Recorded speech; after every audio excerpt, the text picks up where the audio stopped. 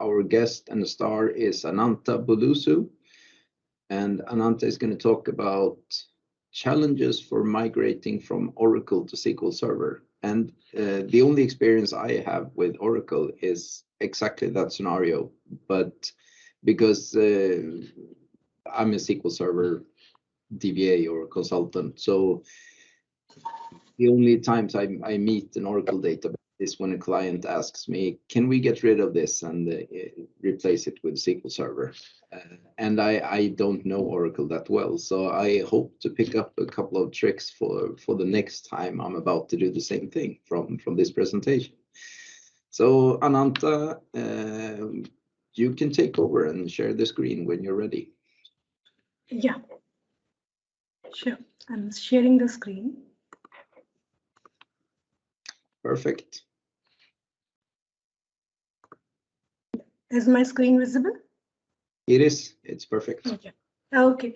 So welcome to SQL Friday. So this session would be on the confronting the challenges while we migrate the Oracle database objects to a SQL Server database. So this would take around 45 to 50 minutes. And after that, we can have a Q sessions. If you have any doubts, you can interrupt me anytime. Before going into the topic, I'll just give you my quick intro. I have 9 years experience in BI development and SQL Server itself. And I've started my career with SQL Server 2000 version, like SQL Server Reporting Services 2000. And I have worked on a couple of database migration domains. From there, I have gained knowledge on this migration techniques. So that is where what I want to share with you all guys right now. Yeah, let's come to the topic.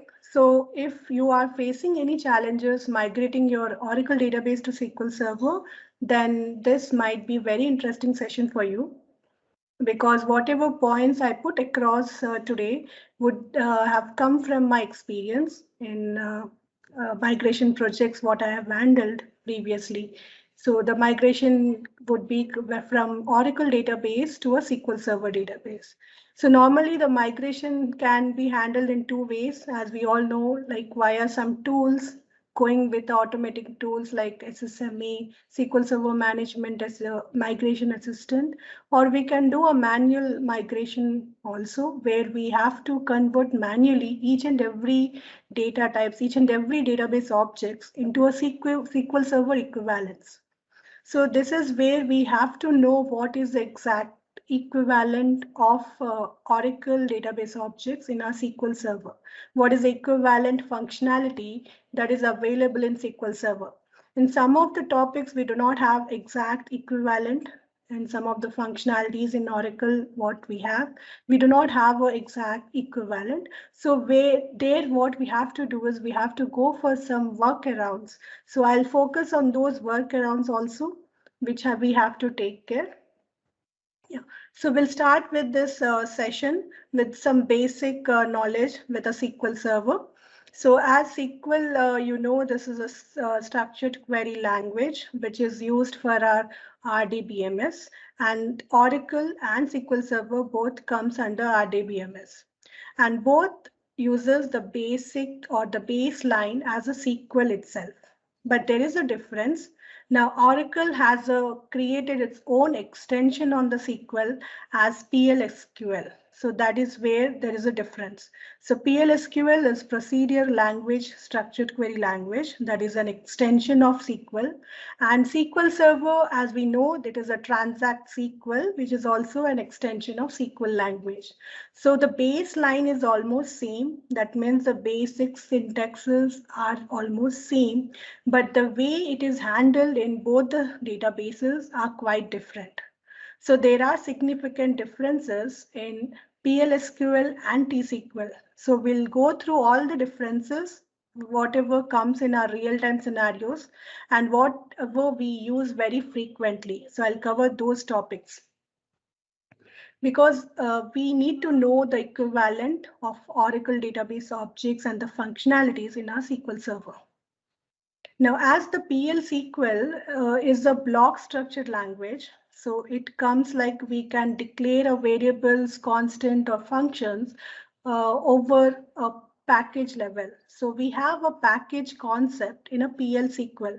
So package is nothing but it's a collection of stored procedures, collection of functions based on some domain functionality or some business logic. So in the Oracle, we will be creating a packages, be categorizing on some domain level or some business logic levels. And in that packages, we may have multiple stored procedures and functions involved. And in that, what in Oracle we can do is we will be just declaring a variable across the package level. That means that variable can be used in any of the stored procedures or any of the functions inside that package. So that concept, that package concept, it's not available in SQL Server. So I'll tell you what is the workaround for that, because we do not have any equivalent for that. So proceeding with the first topic, what we have when I am converting or when we will be converting a PL/SQL to a T-SQL.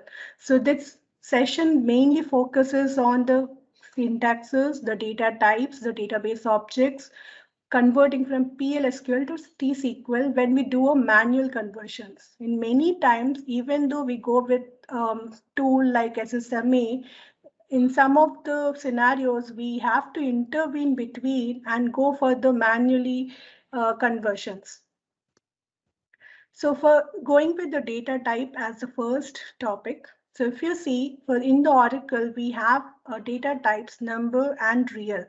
For those, we have equivalent as float in our SQL Server. And for the row ID, the data type in Oracle, we have equivalent as character 18. That means a row ID in Oracle can only store 18 characters. So that is why specifically mentioned as character 18 in SQL Server.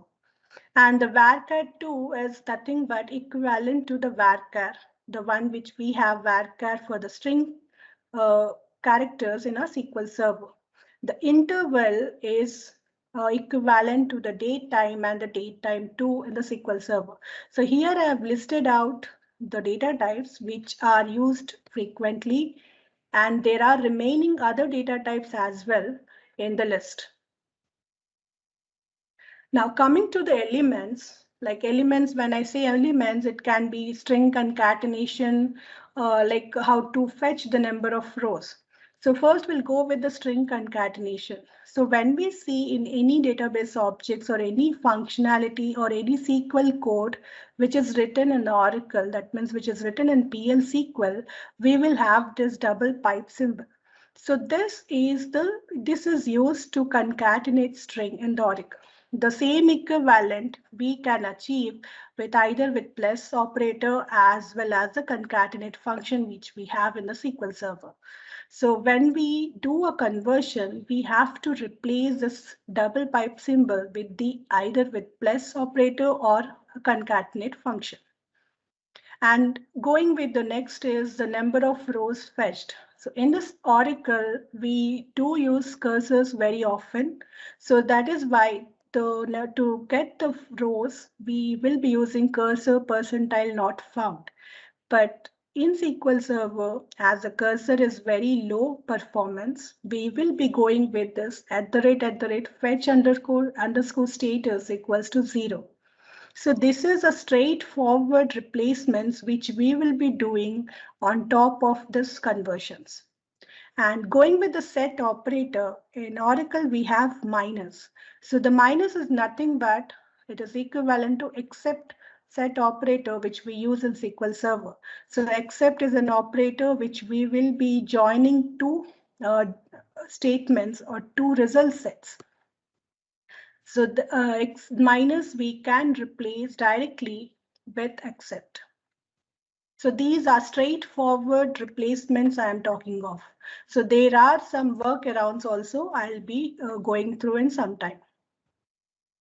Now coming to the built-in functions. So even in the built-in functions, we have differences. Even in the nomenclature also, there is a difference. So for Oracle, to get the position of a character in a string, we have INSTR, but INSTR is not available in SQL Server and its equivalent is char index. And the arguments is almost similar. The nomenclature is different. So INSTR should be replaced or changed with char index. And to get the current date and time, we use sysdate in Oracle. And in SQL Server, we have getDate. So sysdate is not allowed in SQL Server, it is getDate. Similarly, when we convert date time to a string, we use to_char. So that is used in Oracle, and straight away we can replace this with convert function what we have. So converting date time into string along with the style. We can mention the style which we want as 101 or 103. We can convert the date time into a string. So to_char can easily be replaced with a convert function. And if we go with the simple style or a by default, we can even use a cast function as well. So either or the way we can use it, convert or cast. And continuation of this built-in function, the converting string to a date type. So even here we have to_date, which can be achieved in SQL Server by either using a convert function or using a cast function. So we can convert the string into a date type. Now next is the evaluate conditions. So if you are aware of Oracle code, or if you are doing a migration right now, you might have seen this decode very often in a select statements. So this decode in our SQL Server is nothing but a case statement. So for a ready reference, what I have given is I've given select statements and I'll give you the comparison between decode and the case. So this is a decode, and in this decode, the first argument is the expression, and the second one is the when. So that means if I convert this decode into a case statement, that will be case when region is equals to San Francisco, then SFO. When region is equals to Los Angeles, then LAX. So this is how we will be interpreting this decode with a case statement. So this is not a straightforward replacement. You have to do the coding, you have to change the coding a little bit to replace this decode to a case statement. Hope I'm clear this, because this decode is very oftenly used in all the select statements in Oracle, the way we write case statements in our SQL Server. Now, built-in function, still it is continued with some more functions. Now, length of a string. In normally SQL Server, we use len, but in Oracle, we use the full length name. So if I don't change the full name, it will have a syntax error in our SQL Server. So we have to make sure that the length is changed or replaced with len only. Though they give both the length of the string, the nomenclature or the characters are different. Now, adding a months to a date time. So adding n number of months to a date time in Oracle, we have add_months. That has to be replaced with our SQL Server equivalent as date add. Remaining everything would be same. So even in the date addition, we will be adding number of months to a current date or to particular or specific date. In the similar way, even in add_months, we will be adding number of months to a date type. Now there is one more interesting one, is the Julian date. So Julian date concept is not available in our SQL Server. I have just written it over to have a comparison. We do not have any particular term called Julian date. What is Julian date in Oracle? So Julian date in Oracle specifically means the starting date of or the default date in the Oracle database. So let's start with the SQL Server first, then it will be more familiar for us. So suppose if we don't give any value in our date fields, then it would be by default 0101 1900. In the similar way, even in the Oracle database, If we don't give any values, the by default date would be this 01014712 BC. And in Oracle, most of the calculations on the number of days, what they do is they will be calculating the number of days from this Julian date. So for this Julian date, they would be just giving like this, J. So J represents the Julian date. So this is the Oracle syntax. So what they are doing here is they are converting the sys date, that means the current date or get date, into a Julian date format, and then they are getting a number of days from the Julian date. So that can be achieved in a SQL Server with this calculation, because we do not have Julian date, and whatever by default date what we have is 1900, not this 4712 BC. So to make a equivalent for this, we have to go for workaround like this. We have to add this number as a Julian date, and then we have to get this equivalent functionality. Now, what is Julian dates format?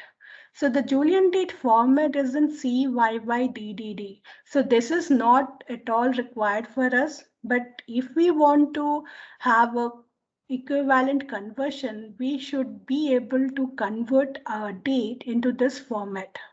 So we know YY is year, DD is date, we know that, but what is C?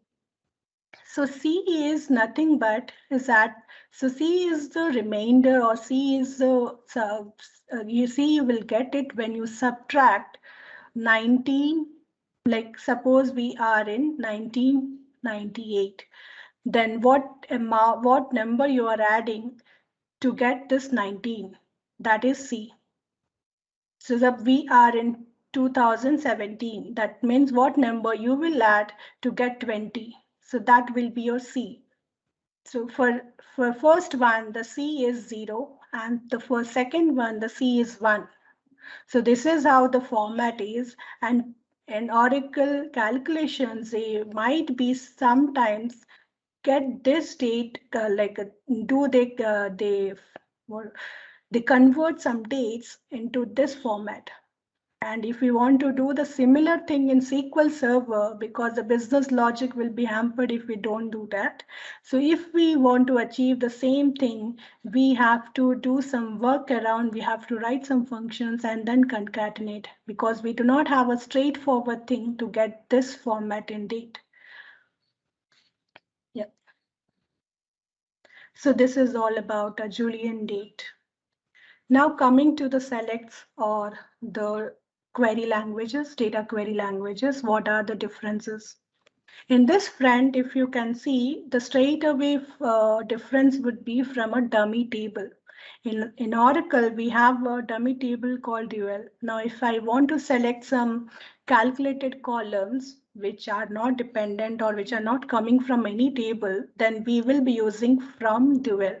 But in SQL Server, we do not have that. So we will omit that from clause at all. So we'll only put select one. So wherever we see from dual, we have to remove it from dual. We have to remove that syntax when we are converting into a SQL Server. Now, coming to the subquery, this is little interesting, and always as we developers overlook onto it. In subquery, what happens in Oracle, the alias name is optional. That means the alias name can be given and cannot be given. There is just an option. It's not mandatory to give an alias name to a subquery. But we know in SQL Server that is a mandatory, otherwise we will be getting a syntax error. So we have to make sure when we are converting that each and every subquery should have an alias name. And if there is no alias name in Oracle, we have to give it. Otherwise, it will fail there itself. Now, the other thing is the order by. In Oracle, order by is allowed in a subqueries, but we know in SQL Server, order by is not at all allowed. So that we have to remove it if it is there in a subquery in Oracle. Yeah, so these are the straightaway things which we take care, then we can easily convert our Oracle database objects or Oracle database functionalities into a SQL Server. Now, one more interesting thing about this writing a business logics is multiple columns and where clause and joins are allowed. But in SQL Server, it is not allowed. So when I say multiple columns, what I mean is, I'll show you example. So what I mean is, so if I want to like write a statement, a select statement, select star from customer, and I want to put some filters on it. And the filter, I want to go with 2 columns, name and address both as well. Now in Oracle, we have a provision that we can go with this name and address equating to the values. So this is a multiple columns I'm giving it and equating to a multiple values. It would directly map according to the sequence. But in SQL Server, this query will straight away fail as a syntax error. And this should be converted. Now we do not have any equivalent like that. So if we want to convert this, it has to be converted with the AND operator. So that means the select star from customer, where customer name is equals to this and customer address equals to this. So we have to manually change the code and add an AND operator here. Even not in the select statement or not in the where conditions, even in the joins, while joining a multiple tables, in the Oracle, this is commonly used, multiple columns. So wherever there are multiple columns used in where condition or in joins, we have to change that code with an AND operator like this.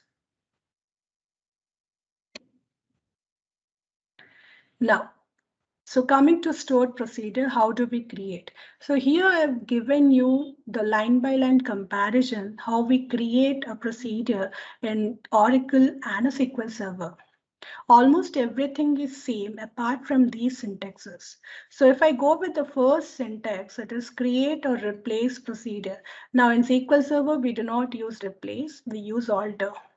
So that straight away, we can directly go and change the replace in keyword and put an alter. So similarly, this parameters in and out, or in parameters, out parameters. So we can give the similar thing in our SQL Server also. But if you see in SQL Server, we always give at the rate for each and every parameter, for each and every variables. But in Oracle, there is no at the rate. That means we have to include at the rate whenever we want to convert the Oracle into a SQL Server.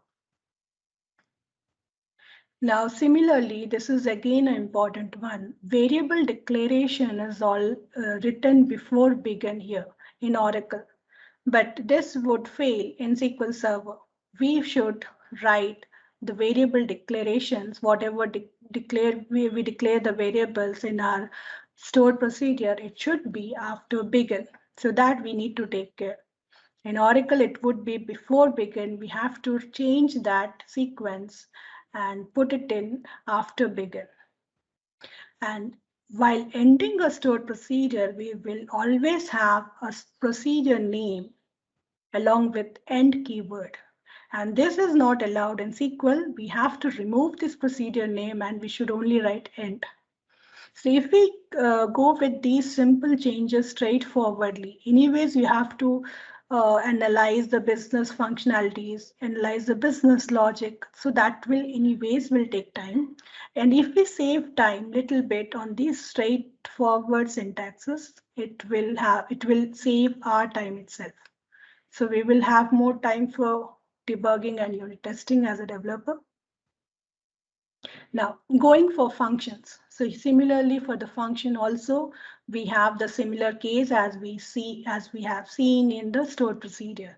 So here the braces are not required if there are no parameters. But even if there are no parameters in SQL Server, we have to go with empty braces. So these are the simple things, simple differences while creating functions. Now, going with the statements and clauses. So statements and clauses is how do we declare a variable? So in Oracle, declaring a variable looks like this. So there is no declare keyword, there is no @ before a variable name, and there will be a colon while assigning a values. But this is not accepted in SQL Server. We have to write declare keyword, and before a variable name, we have to give @ symbol, and this colon has to be removed. So these are the changes we need to take care. And the one which I was telling earlier is in Oracle, it allows variable to create a variable at package level. So that package is not available in SQL Server. So what we can do as a workaround is we can go for global temp variables. Depending on the requirements and business logics, we can go for global temp variables. Because the idea behind creating a variable at the package level is to use a variable in all the stored procedures inside that package. Now we cannot use a variable, normal local variables in all the stored procedures. So we have to go with the global temp variable. So that's a workaround for that. And now there is a concept called inherited data type in Oracle. So when in Oracle, we have a provision, if we want to give a data type to a variable or to a column level while creating a table, so what we can do is we can just give a reference. Percentile type is a reference. We can give a reference to a column, then it will automatically inherit that reference column data type. So we need not to give explicitly the data type for each and every column. We can inherit from other columns. But this functionality is again not available in a SQL Server. We have to explicitly write or mention the data type for each and every variable. So this should be replaced, and we have to check for which reference column it is referring. And we have to manually get the data type and then put it in our SQL Server. Similarly, the assignment, which I've already told you, the assignment is done with this colon. So colon is not accepted in SQL Server. We should put it as set. So set keyword is also will not be there in Oracle. We have to write set, and we have to put @ before variables and remove the colon. Now, while selecting a row or selecting a value into a variable in Oracle, you will be seeing like this, similar to this, select column into variable from. So that means here we are assigning a column value into this variable. And this can be changed like this. So you know this is how we assign our values to a variable in a select statement. So this is nothing but the into. So wherever we see this select column into variable should be replaced with this select star variable equals to column. Now, coming to one more interesting one, which is available in PL SQL, but not available in T-SQL. Now it is time to go for workarounds, no more straight away equivalents. So row num. So row num is a pseudo column. That means it is inbuilt column, which is available for all the tables in the Oracle. So that gives the row number for each and every record, unique row number for each and every records in a table. And this row number is inbuilt. We haven't created that. And if we want to write any select statements, or if we want to get a top 10, or if we want to fetch only particular row, we can directly write a statement like row num. Select row num customers from customer table. So this row num is a pseudo column, and it's an inbuilt one, and it gives a unique identifier. This is a unique identifier for each and every record in a table. And this functionality is not at all available in our SQL Server. So if we want to go for an equivalent, means we have to go for a workaround. And the workaround is to write a row number function explicitly to get our row numbers, or any other ranking functions which are handy to get the row numbers, to indicate the row numbers in a table. So this is how we have to change the code. So in Oracle, there might be a simple code with row num, but that has to be replaced with a row number, and it would be a little bit complex because even in the where conditions, we have to validate this row number for business scenarios. Now, so this is one more interesting one, null and empty. So the functionality of null and empty are different in Oracle and SQL.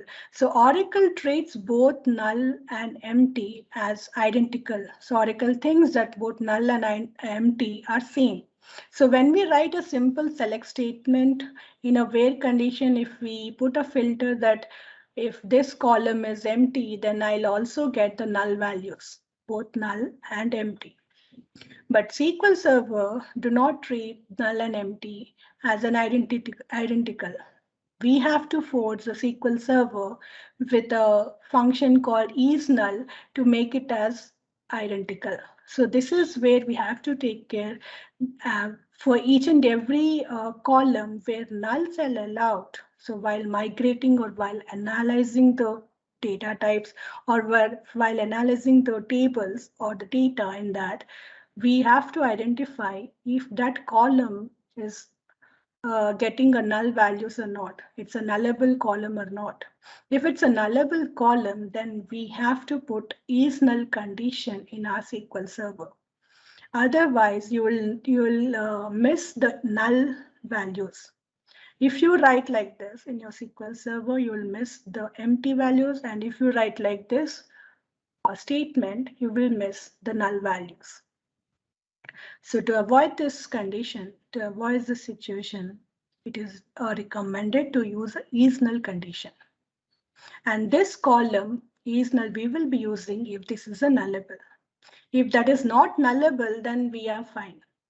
Because Oracle treats both as identical, so there will be no problem in Oracle, but we will get into problem when we don't write isNull function. So this is one more we need to ensure that for each and every column, wherever nullable column, we should write isNull functions in our where conditions. Now, Oracle has a unique way to define is it if to define as a left outer join or a right outer join. So it simply puts up a plus symbol. Now, what is plus symbol? So the plus symbol is not allowed in a SQL Server, and even we don't know what is plus symbol means, if it is a right join or it is a left join. So normally this is a example. How do we write in Oracle the SQL? Like the select star from customer, comma salary, where this is equals to this. And here we have given a plus symbol. So normally plus symbol is given where that table can be joined as left. So if this, if I convert this select statement into a SQL Server, then it would be, we have given here plus symbol on S. So S means salary. So the salary is left join. So this is nothing but select star from customer C, left join salary on customer ID equals to customer ID. So we have to identify, depending on the plus symbol, whether it is a right join or a left join. And if this plus symbol is here, it can be here also. If it is here, then it would be a right join. And in some cases, it would be on both the sides, then it would be a outer join. And if there is no plus symbol at all, then it would be an inner join. So this is how we have to identify each and every join properly and then convert accordingly. because we cannot simply leave this select statement as it is in our SQL Server. It will fail. Now, coming to the cursors. Now in Oracle, cursors are used to increase the performance. So in Oracle, it gives more performance by using a cursor, but it's definitely a reverse thing in our SQL Server. So in SQL, we do not use cursor very often unless and until it is very much required, unless and until we have a specific requirement which can be handled only by cursor because it is a slow performer. So that we have to take care. So here the straightaway conversion will not be feasible because the cursor, even though the name is same, the functionalities are totally different. And even if you see the Oracle, it gives a good performance. And in SQL, it gives us a less performance. It decreases the performance. So here the straightaway conversion will not work. So we have to go for any workaround like doing some loops, while loop, or even we can avoid the loop and go for set-based approach. So I would say even we can ignore the loops, and whatever written in cursors in Oracle can be converted with a set-based approach in SQL Server. That gives a quick performance, and that gives you, like, it also ignores the looping thing and all. So here I have given you the line by line comparison how we create a cursor in Oracle and how we create a cursor in SQL Server. So almost if you see the cursor declaration part, the opening a cursor and the fetching a cursor, the steps are almost same. The only one missing in the Oracle is, in Oracle, we need not to deallocate the cursor. But in SQL, we should be doing a deallocation cursor.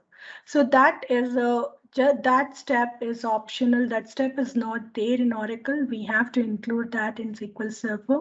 And apart from the steps, there are some simple syntax differences between Oracle and SQL. But remaining steps are almost same. All the steps we have to go through while we create a cursor. So what I recommend when I was working on a database migration project from Oracle to SQL Server, so they use cursors in every business logics. In Oracle, cursors are used in all the business logics. So analyze that and try to convert into a set-based approach. And that set-based approach is not possible for that, then you have to go for any loop or cursor. Till then, until and unless it very much required, I would suggest you should go for set-based approach itself.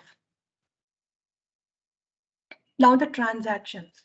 Even the transactions are different in PL SQL and T SQL. So what happens in Oracle is whenever we write a DML statement, transaction starts automatically. And it gets committed automatically when there is one more DML statement after that. I'll show you an example. Suppose this is a create table. So there is a create table statement, and after that there is a delete statement. Now in Oracle, what happens is if create table is written, so a transaction automatically starts. It opens up a transaction and then it automatically commits because we have one more DML statement after this. And after this delete statement, when we write a rollback, this rollback will only roll back the immediate previous DML, not this create table, because this is already committed. So if you see in Oracle, we cannot roll back number of DML statements together. It can roll back only the immediate previous DML statement itself. But unlike Oracle, the SQL is different. SQL, we start writing or begin transaction. Unless and until we begin a transaction, it will not roll back or it will not commit. So we have a provision here to roll back number of DML statements at one go. So we can write rollback, then even the create table and the drop table, both will be rolled back at the same time. Yeah, even the truncate table. So this is the main difference between Oracle and a SQL. We have this provision to roll back number of DML statements at one go, but that is not possible in a PL SQL. Now coming to query hints. So the query hints would be like in SQL Server, if you're aware of query hints, it would be like forcing some indexes to use, or the table hints like no lock, update lock, those. So those we are forcing explicitly to the SQL Server to utilize that plan or to utilize that indexes or to go for particular thing. So those hints are little bit costlier in our SQL Server. So we will not be using until and unless it is very much required and it is very slow query. Otherwise, normally in normal queries, we won't at all put our hints. But in Oracle, as I said, in case of cursor, they use very frequently. Even the query hints, they use it as a improved performance. So that thing, again, we need to analyze when we convert or when we do a migration, because we cannot directly blindly put whatever they have put the hint onto the SQL Server, because that can be a costlier at our side. So we have to analyze what hint in the Oracle they are mentioning and what is the purpose behind it. And you have to do the testing on the SQL Server and show the client that if we put a hint on this client as SQL Server, it can be costlier. And without hint, the SQL queries runs faster. So that's how you have to convince the clients or convince the architect level to not to put hints blindly based on the Oracle. So these are the things which I gained from my experience on this database migration projects. Yeah, thank you so much. So this is what. Thank you. Thank you. Yeah, hope you can take some points from this. I can. There were actually many things I didn't know, and I noted a few which are. One of the things was how Oracle treats null values when you do the comparison. I mean, to me, it doesn't make sense, but it's just implementation. So it's a thing to be aware of, which I was not aware of. Probably I made some mistakes when I migrated procedures. So I'll have to go back and see if I introduced some logical errors in it. So. Yeah. One Hello, thing it's Uwe here. Hi, Magnus. Hope you're fine. So that was a really interesting what you said, and I can completely agree to Magnus. I had the same issues with migrating because we both, Magnus and me, we know Postgres and a little bit near to Oracle. But I have one question to you. What do you think about the SSMA work? What do you think? Is it doing a good job for the translation from Oracle to T-SQL? Yeah, so SSMA would be pretty much good when it is a straight away conversions, which I said, right? Straight away conversions it will be doing, but where we have to go for workarounds, so we have to manually intervene and do it. So that it wouldn't be taken care of. Like the one which I said row num, so that we have to write a row number functionality for that. So those workarounds we have to take care, even if it has been migrated from SSMA, we have to do manual intervention also. Yeah, this is my experience too. So I did a big migration from a 3.5 terabyte Oracle system to SQL. The good thing was that they didn't use any PL/SQL code. That was really a good thing for me. But what I saw very often is whenever there was a, let's say, triggers, because triggers in Oracle, they are quite often working with the row num. And But I have seen in the migration project that then on the SQL Server side, they will create a separate column in the table for the row num, which gets indexed. And this will increase the storage or the space, what you need in the database, which you normally didn't use. So that costs us lots of rework because lots of code were not working. Because if you say select star into select into table, and you don't have this column, that fails.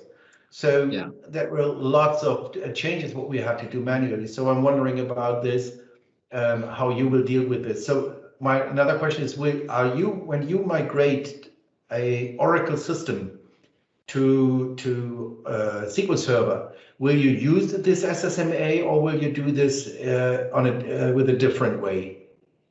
Yeah, I have used both the things because starting onwards, what we had a plan is to use SSMA only. So once we used SSMA, then later we found that some of them are not converted. We have to go again and do the conversion. So from there onwards, our plan changed. Okay, straight away go and get the objects and directly convert it.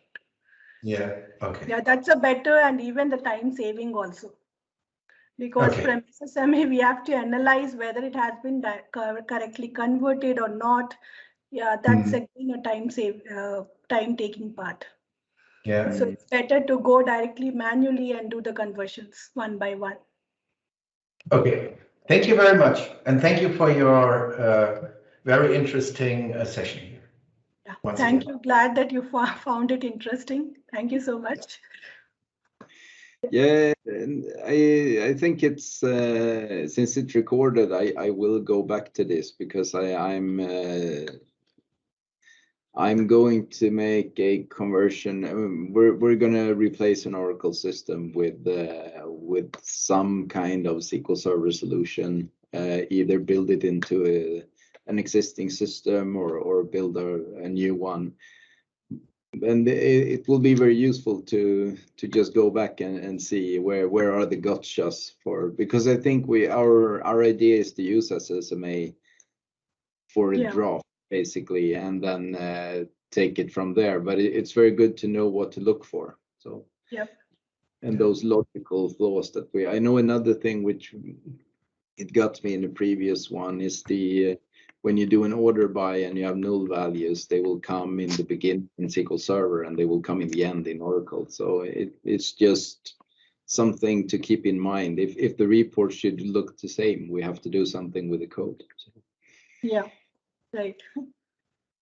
That even order by in subqueries is again a headache. Like, so when we did a manually and then we faced so many challenges, why order by is allowed in subquery in the first place? So that was in the mind. Why in the Oracle, we are allowing the order by. In SQL Server, we do not allow it. So that's a... And there used to be these workarounds. If you really wanted a subquery order, you could use the select top 100%, and then you could introduce the order by.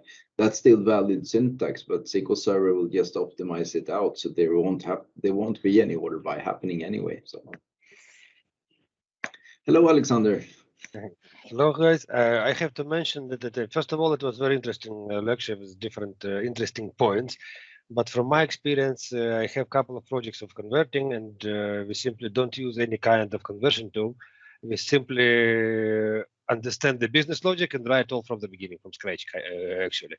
It works much faster and much easier and without any kind of this or other logics.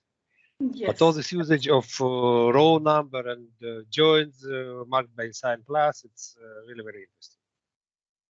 Yeah, and I actually agree with some of it, at least, because as you mentioned, Ananta, there are things that you do in Oracle which are really efficient, like running a cursor. That's super fast. If you run cursor code in SQL Server, you're gonna have headaches. So it works to convert the code, but it won't run very fast. So and this, I think, is. I mean, some people say it's just an RDBMS. They work more or less the same, but I've spent 20 years learning the details of when to optimize this way and when to optimize that way with SQL Server. I have no idea how to do that with Oracle. So I kind of agree with Alexander that kind of reverse engineer the code and make it do the same thing, but in the SQL Server smart way. So. In the proper way, in the proper logic, exactly. Yeah. We have an example, the code which runs in the Oracle for 2 minutes. Once you converted it directly to SQL Server's cursor, it runs a couple of hours. And once you understand what's supposed to be done there and you write it in the proper SQL, I mean proper SQL for SQL Server, it runs for a couple of seconds. Yeah. Yeah. And I used to be, more of a generic programmer. So I did the Visual Basic programming in C# and so on. When .NET came out, we tried to auto-convert our Visual Basic projects to .NET, and sure, they worked, we could run it, but they weren't written using the technology in .NET. And I think it's amazing. You risk doing the same thing by converting from one RDBMS, which has its specialties, and just auto-convert it to SQL Server, which might, even if it works, SQL Server has other features that you might want to use. So. Yeah. But on the other hand, sometimes you're faced with it has to be done yesterday and just get it done. And then if you tell the business users that I can do it fast, it will be slow, and they say it's okay, well, then that's what you do, I guess. So yeah. I after this we will have another project for improve the performance of the slow stuff. Yes, for me as I've specialized in SQL Server. I want to do a good job, and I want it to perform well and so on. But you also have to listen to the customers. Sometimes it's okay. We can throw more hardware on the problem. We can afford it. We just want to get rid of this Oracle thing because we don't like their licensing or whatever. So the first place, they won't agree at all to change the cursor functionality in a SQL Server. They tell the name is same, you convert into the same cursor in the SQL Server. Why you want to change it? So it's like convincing them is very hard. Yeah, which is why I normally want to keep the business users far away from the actual code. I don't want to discuss code. I just want to discuss, metrics. Requirements. Yeah, if you want it to work this way and you want this report to run in 1 second, then I actually need to spend some time rewriting the code because it won't happen with just running this tool. So, but yeah, it's always this thing with, though, if we didn't have those users, it would be much easier to be a technician, Exactly. Does anyone else have a question or a comment on Ananta's talk? Otherwise, I think we will say have a nice Friday evening. For you, it's probably end of day now, Ananta, right? Yes, it's 5:30. Time to get that food on the table and just relax for the weekend. For me, I have another couple of hours to work. So. Okay. I've just taken a couple of hours a break from my organization, so I need to get back there. Oh, bad luck. But thank you so much for coming to SQL Friday. I hope you will submit for the spring semester, which is coming up in, I think we will start late January, but the call for speakers will open quite soon. So yeah, sure. Thank you for giving me this